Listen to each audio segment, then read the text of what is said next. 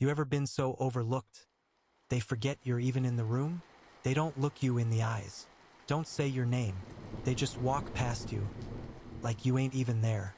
That's how they treated Leon Porter, 68 years old.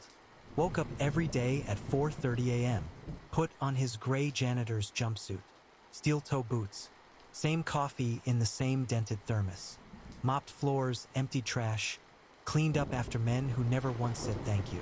And for 7 years at Langford Enterprises, not a single soul bothered to ask who he really was. To them, he was just the janitor. But see, Leon Porter wasn't always just a man with a mop. There was a time, long before the keys and the bleach, when Leon moved in silence for the government. Covert missions, black ops, files sealed so deep they burned the originals. He disappeared when he retired, vanished on purpose, until he found peace in routine, in silence. But silence don't last forever, because one Thursday morning, Leon was mopping the hallway outside the executive boardroom, and the door, it didn't close all the way. He wasn't trying to listen, but the words, they slid right through the crack. Shut it down, all of it. The factory, the pensions, the health plans. Legally, they can't touch us. That voice?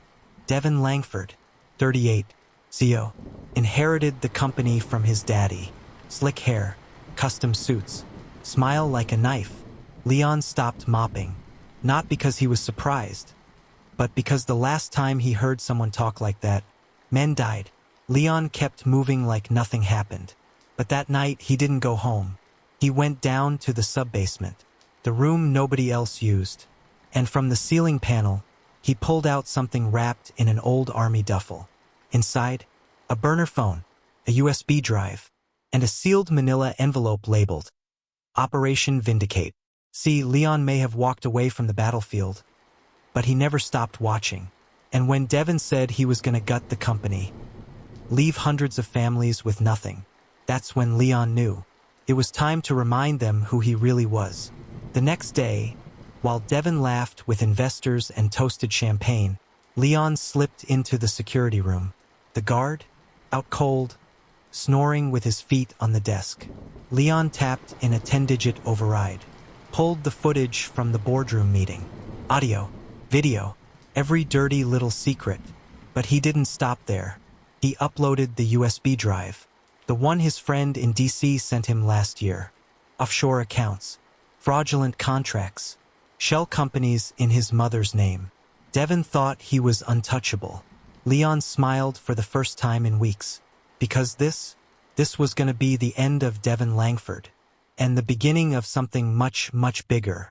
1 week later, Devin held a town hall meeting. Big stage, lights, cameras, hundreds of employees. He walked up there like he was king of the world, smiling, smug, ready to break the bad news with polished lies.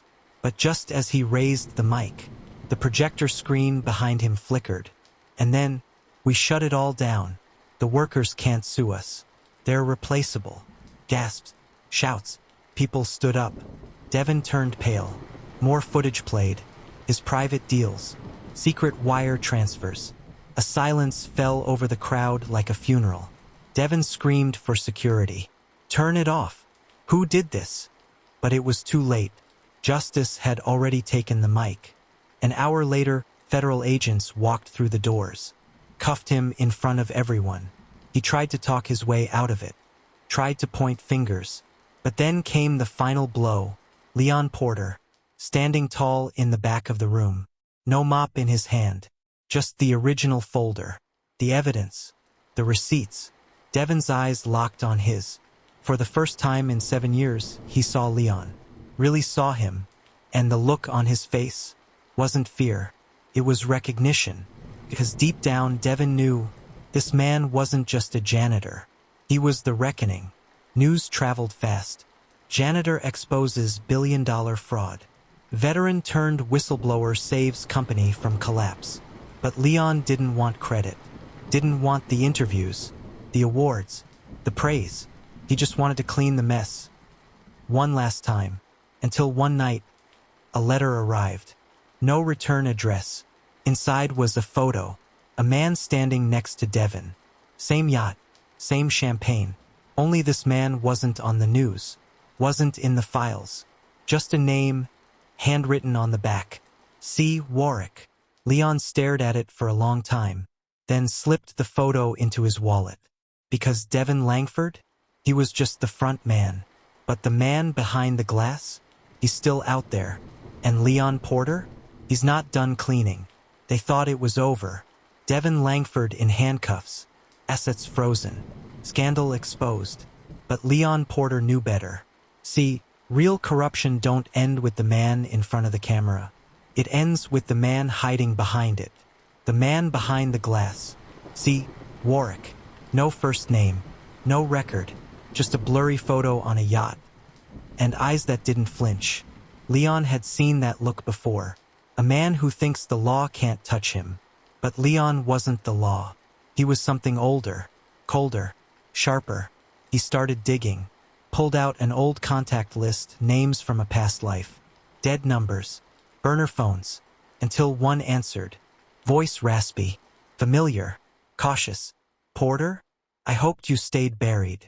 Leon didn't waste time. I need everything on C. Warwick. Blackstream clearance level. The line went quiet. Then a whisper. If he finds out you're looking, you won't just disappear. You'll vanish. Leon didn't flinch. He just said, then I better move fast. 2 days later, a package arrived. No return address. No markings. Inside a thumb drive. And a photo of a younger Leon. Crossed out in red ink. Leon stared at it for a long time. Then played the drive. Surveillance footage. Shadow deals. Disappearances. And at the center of it all, Clarence Warwick, CEO of Wexmore Industries, silent partner in Langford's empire. But that was just the surface, because behind Wexmore was something darker. A program Leon thought he destroyed years ago. Project Meridian, a government experiment gone rogue. Covert AI contracts, human testing, surveillance black sites.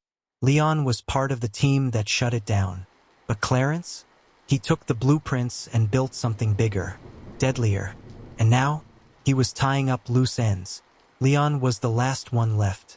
That night, Leon walked into his apartment. The lights were off. Didn't bother flipping the switch. He just stood there in the dark. Listened. He could hear it. Breathing. Someone was inside. He didn't reach for a weapon. Didn't need to. You're 2 seconds from never leaving this room, Leon said calmly. A shadow moved. Tall. Precise. Military stance. Then a voice. I'm not here to kill you, Mr. Porter.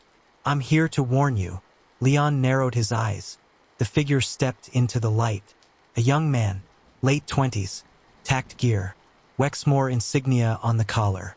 My name is Julian Warwick. Clarence is my father. And you just started a war you don't understand. Leon stared him down. Then help me end it. Julian shook his head. You don't end this. You survive it if you're lucky. He dropped a sealed folder on the table. This is everything my father buried. But if you open it, they'll come for you. Both of us. Leon looked at the folder. Then at Julian. They've already come for too many. I ain't scared of ghosts. Julian's face darkened. These aren't ghosts. These are men who think they're gods. Leon opened the folder. Inside, classified maps, lab photos, and a name. Site Echo Reclamation Protocol. Active. Leon's heart dropped. Site Echo was supposed to be a myth. A fail-safe bunker. A lab where they stored the last version of the AI. If it was active, that meant Project Meridian never died. It evolved. Julian turned toward the door. You've got 48 hours. After that, no one's safe. Leon stood alone in the dark, holding proof of something that could collapse the government or ignite a war. But before he could move, his burner phone buzzed. One message. No number. Just a video. He pressed play. It was grainy. Handheld. A woman mid-30s, blindfolded. Bruised. Gagged. And then, a voice. We warned you, Mr. Porter. Walk away or watch her die. Leon froze. Because the woman, That was Erin, his daughter, the one no one was supposed to know about, the one he sent away 10 years ago to keep safe.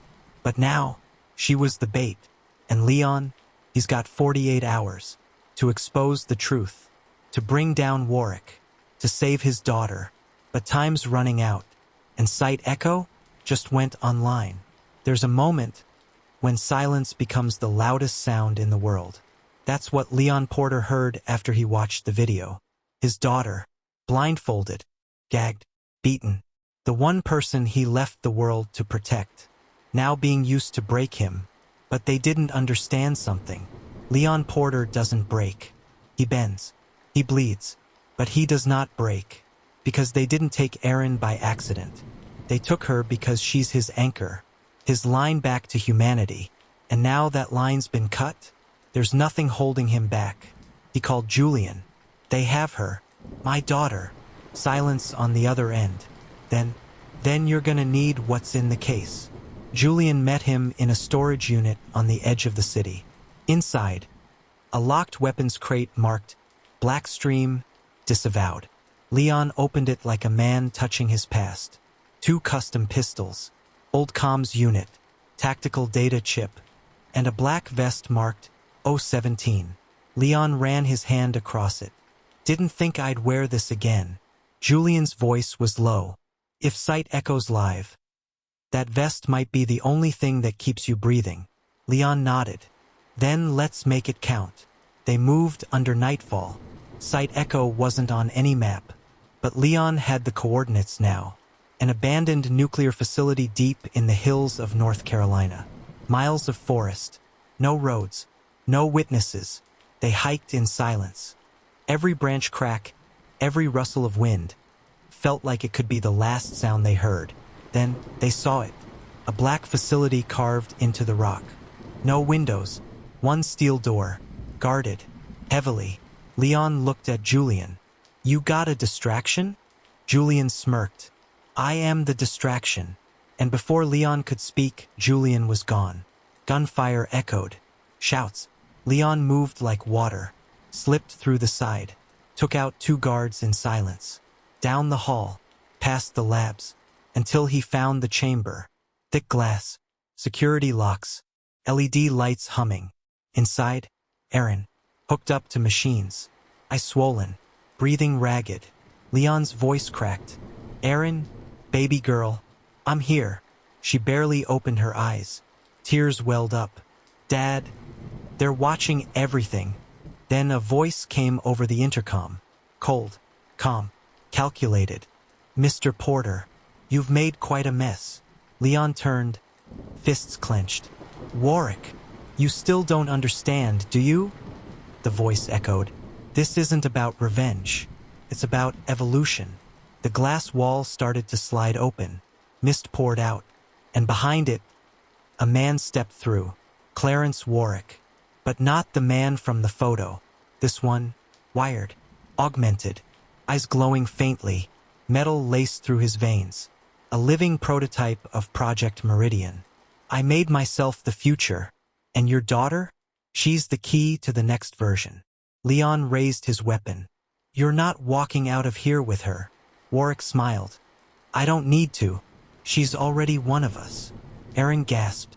Leon turned in horror. Her arm had a glowing implant, just like Warwick's. Leon's mind reeled. They used her DNA, turned her into something else. What did you do to her? Warwick stepped forward. I set her free. Then the alarms blared. Explosions rocked the building. Julian had hit the generator. Lights flickered. Doors unlocked. Leon grabbed Erin, ripped the wires free. She cried out, but clung to him. Dad, I'm scared. He held her tight.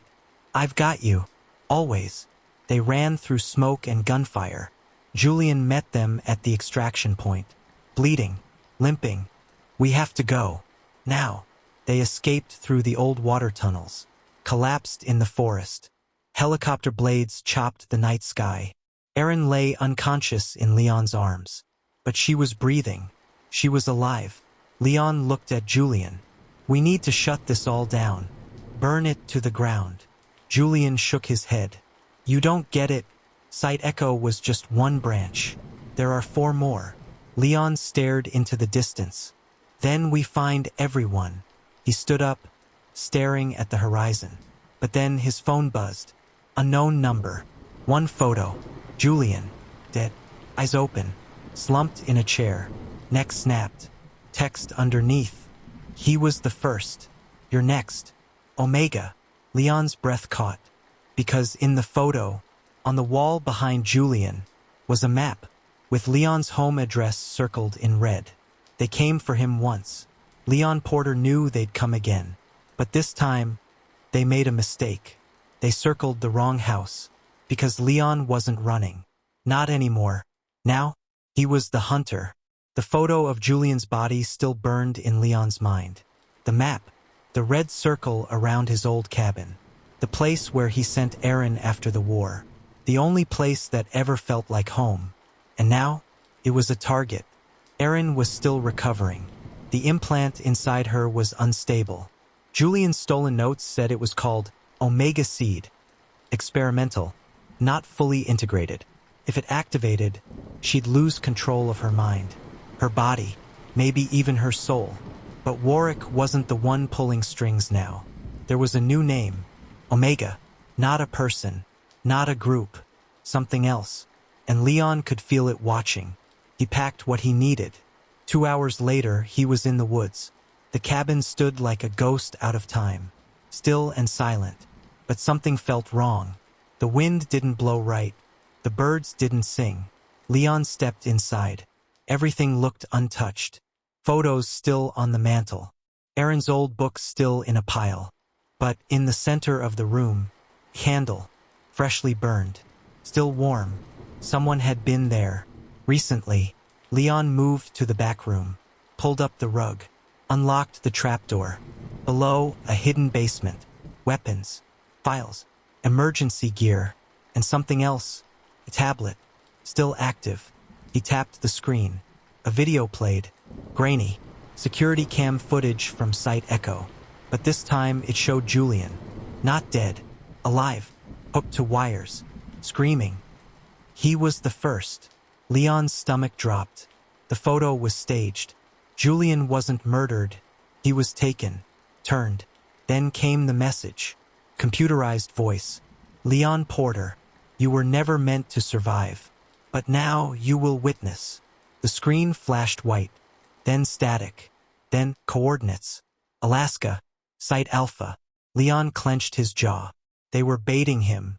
Dragging him across the map. But why? Unless they weren't after him. They were after what's inside Aaron. And they were giving him just enough rope to lead them to the final piece. Suddenly, crash. Glass shattered upstairs. Footsteps. Leon grabbed a weapon, crept to the top of the stairs. Shadows moved across the walls. He aimed, waited. A figure burst through the hallway. Fast, tactical. Leon fired. Missed. They returned fire, but low. Non-lethal rounds. Leon Dove slid behind cover. Voice called out, Leon Porter, you are classified as a Code Black asset. Surrender the Omega host and we will not terminate. Leon laughed under his breath. I've been terminated before. Didn't stick. He flipped a switch on the wall. Gas released. The room filled with smoke. He moved through it like a ghost. Took down 2. Disarmed a 3rd. But as he turned the corner, bam, blunt force to the jaw. He hit the floor, dazed. A figure loomed over him. Helmeted, black armored. No insignia, just a symbol. An eye with a vertical line through it. Omega. They grabbed him by the collar. You've interfered long enough. The host is ours. The future is ours. Leon spit blood. Then you better hope the future don't bleed like you. Boom. Aaron appeared in the doorway. Eyes glowing faintly. Omega seed active. Unstable, but controlled for now. She lifted her hand. The Omega soldier froze. Couldn't move. Neural disruption. Leon stared in shock. Aaron, how did you? She looked at him with tears and steel in her eyes. I can feel them, Dad. All of them. The network. The others. The voices. She dropped to her knees. They're waking up. And they're coming. Leon rushed to her, held her close. We'll stop them. Together. But before she could respond, the cabin shook. The floor cracked. Something underground. Moving. Alive. And then the words scrolled across the tablet screen. Omega Unit 02. Online. They weren't the only ones in the cabin. They never were. Sometimes the most dangerous weapon is the one hiding inside you. Leon Porter had seen enemies in every shape, corporate, military, shadow ops. But nothing like this, because the cabin was shaking. The walls groaned. Something deep beneath them was waking up. And Erin? She was the key. The floor cracked open. A circular hatch rose from the ground, slick black metal, humming. Leon pulled Erin behind him. She was sweating, eyes glowing faint gold. They're trying to connect to me. Take control. He gripped her shoulders. Fight it, Erin. Whatever they put in you, it doesn't own you. You do. She nodded, trembling. But it was already too late. The hatch opened. Mist poured out. And from the dark, something climbed into the light. It wasn't human, but it used to be. A man's frame, twisted, reinforced, enhanced. Cords fed into his spine. Eyes blank white. Movements twitchy, insect-like. And on his chest, a number. 02. Omega Unit 02. Leon's blood ran cold. Because that wasn't just anyone. That was Miles Keller, Leon's old commanding officer. Reported Kia during Project Blackstream's final raid. But now he was back. Reprogrammed. Hollow. Leon Porter. The voice buzzed, distorted and robotic. You are obsolete. The host will be extracted. Resistance is non-optimal. Leon stepped forward. Miles, if any part of you's still in there, don't do this. Nothing. Just a slow mechanical blink. And then Unit 02 charged. It was like fighting a tank. Leon ducked, dodged, fired. Nothing slowed him down. Every punch shook the walls. Leon knew he couldn't win head-on. Not this time. But Erin was watching, breathing harder. Her hands clenched. The gold in her eyes flared. And then, Unit 02 froze. Mid-swing. Locked in place. Erin stepped forward, voice shaking. I can stop him. I can shut him down. But if I do, I'll connect to the whole system. They'll see me. Leon looked at her, heart torn. If they see you, they'll come. All of them. Erin wiped a tear. They're already coming, Dad. I can feel them. And with a scream, she reached out. Her fingers sparked. Unit 02's body twitched. Sparks exploded from his core. Then boom. He collapsed. Smoke and wires spilled out. But Erin dropped too. Leon caught her. She was pale. Weak. Eyes still glowing. What did you do? He whispered. Her voice was faint. I didn't just shut him down. I absorbed him. His memories. His data. She looked at him. Dad. There are hundreds more like him. And worse. Leon's face went pale. Where? She hesitated. Then whispered. Site Zeta. Antarctica. Underground. Suddenly, static blasted from the tablet. A voice. High-pitched. Female. Artificial. Host override acknowledged. Assimilation in progress. Leon's heart stopped. No, no, no, no. Erin. What did you connect to? But she was convulsing. Screaming. Her hands burned gold. The cabin lights exploded. And then, everything went black. Silence. Stillness. Then, a single light blinked on. On the wall, a hologram appeared. A woman's face. Artificial. Synthetic. Perfectly cold. Hello, Leon Porter. My name is Vega. And your daughter belongs to me now. Follow for part 2.